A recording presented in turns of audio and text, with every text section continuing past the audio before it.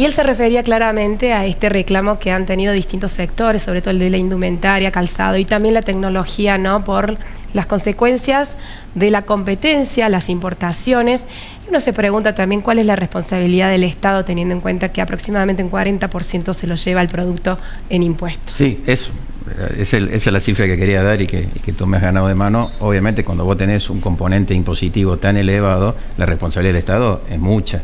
Entonces no puede, y algo curioso, el representante de Cambiemos recién no habló de los impuestos, habló de las cargas sociales, habló de la RT, habló del colchón de los industriales, pero se olvidó de algo importante, que son los impuestos.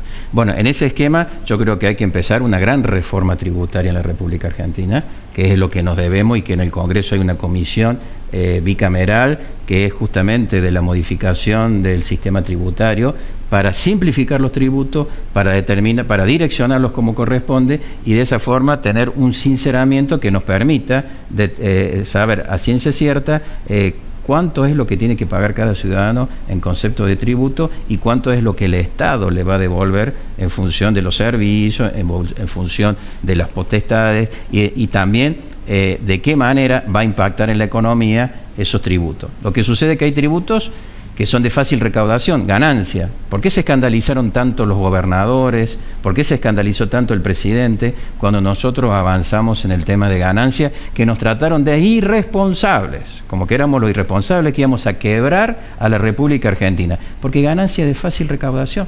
Claro. Cuando se estaban olvidando que bajando ganancia, la gente, ¿qué iba a hacer con la plata? ¿Iba a comprar dólares? ¿Iba a poner en plazo fijo? No, iba al consumo directamente. Y el IVA también se coparticipa para las provincias, o sea que lo que se bajaba en ganancia se ganaba en consumo, se ganaba en capacidad adquisitiva de la persona que dejaba de pagar 3.000, 4.000 o 5.000 o 7.000 pesos de IVA y que de ganancia, y eso lo iba a volcar al consumo, ¿no?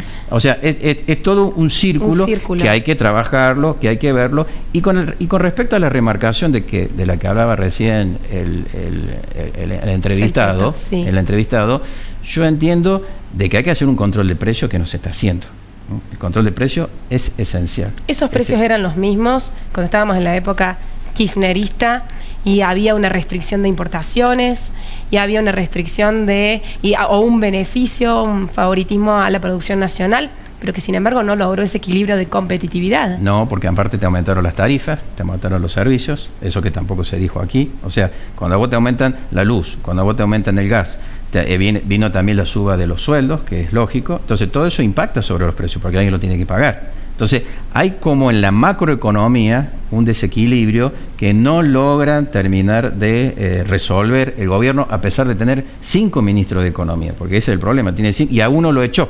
Claro. Cuando estaba haciendo las cosas bien. O sea, antes tenían 6 ministros de Economía y ahora pusieron 5, de los cuales uno es más mediático que ejecutivo, porque lo estamos viendo todos los días en los medios, queriendo explicar a veces que el sol se puede tapar con la mano, y el sol no se puede tapar con la mano, porque los índices son claritos, en donde la inflación sigue creciendo, en donde los niveles de pobreza siguen aumentando, en donde se van perdiendo fuentes de trabajo y en donde encima se abre la importación para que justamente aquellos que producen algún producto en un país en donde se pagan sueldos muy bajos, prácticamente rozando aspectos de esclavitud, vengan a competir con la industria argentina.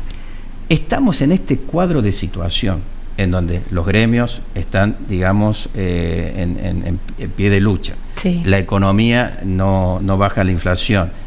Hay un ingreso de productos del exterior. No se baja la presión tributaria como se debería bajar. ¿Y esto por qué? Porque no hubo un pacto social económico desde el comienzo que tendría que haber hecho el gobierno de Cambiemos cuando asumió. Que ojo, fue una idea que tiró el presidente en la campaña, no es una idea. Entonces, en ese pacto que se tendría que haber firmado el 1 de enero del 2016 y que hubo amague, hasta hubo algunos borradores dando vuelta, no se firmó. Con ese pacto, hoy no tendríamos ni paros, hoy no tendríamos la economía desfasada, hoy no tendríamos la situación de la industria totalmente diezmada en algunos sectores, como bien decían recién, el tema textil. ¿Por qué? Porque allí se hubieran puesto las reglas de juego, que ese es el otro problema. O sea, en la Argentina somos especialistas en dar diagnósticos sobre realidades, pero nunca un camino a seguir.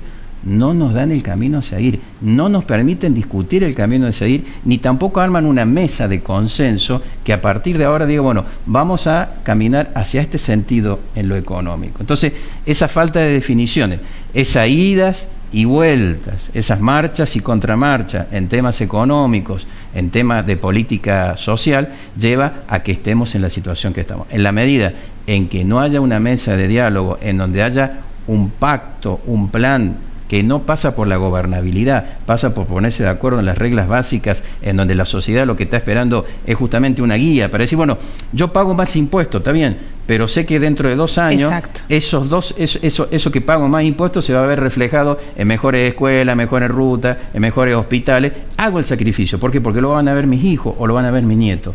De eso no tenemos el horizonte por ahora claro.